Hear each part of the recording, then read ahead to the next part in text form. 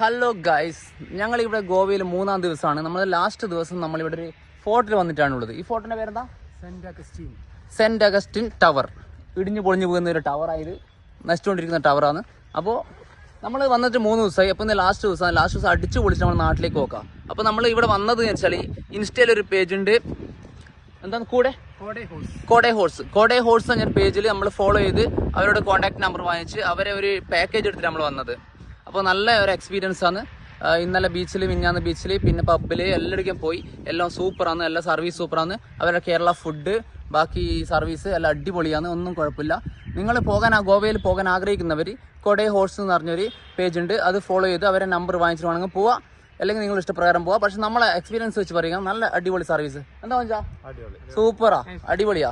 ഇനി നമ്മൾ ലാസ്റ്റ് ആണ്, നമ്മൾ ഇന്നും കൂടി പബ്ബ് പോയിട്ട് നാട്ടിലേക്ക് കൊണ്ട പരിപാടിയാണ്. അല്ല ഉടമേ? ഓക്കെ, എല്ലാവരും ഹാപ്പി അല്ലേ? ഓക്കെ.